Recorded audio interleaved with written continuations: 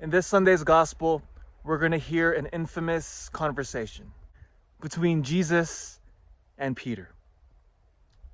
3 times our Lord will ask Peter, "Peter, do you love me? Do you love me? Do you love me?" And in the original biblical text, in the Greek language, we miss out all the drama in English because our Lord will use 2 different words for love. Because in the original Greek, there are 4 different words that our Lord could have used for love. The first 2 times, our Lord uses agape, which is a profound, deep Christian love. It literally means to will the good of the other. So in other words, to wish the highest good for the beloved. So twice our Lord will use the word agape.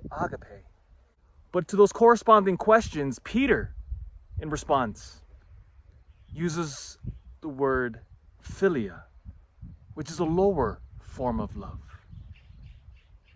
Philia. And the question is why? Why didn't Peter respond with the same agape, the same higher form of love, which our Lord will use? Well, because the Peter in this conversation in the gospel is a far different Peter than the Peter that we encountered at the Last Supper.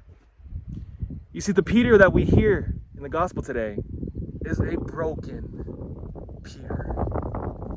This is the Peter who denied our Lord. This is the Peter who ran off when our Lord was arrested. This is the same Peter who had promised to follow Jesus all the way to death. But we know how that story turned out. So this Peter now is humbled. And it's a critical lesson for us as Christians, as modern disciples of Jesus who strive to follow after our Lord.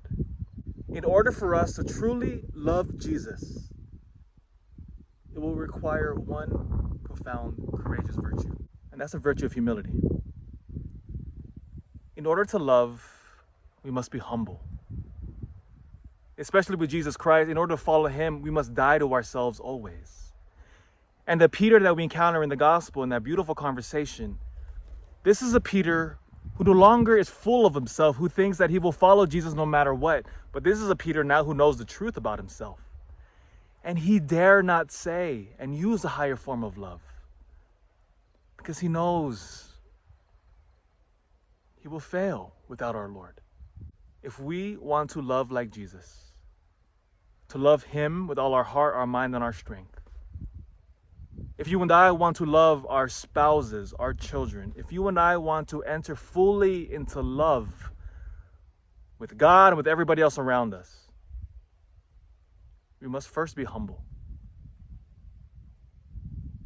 Because the proud will never ever find love, deep love, because they're too full of themselves. Be like Peter, be humble. And then finally we can enter into the love we were created for.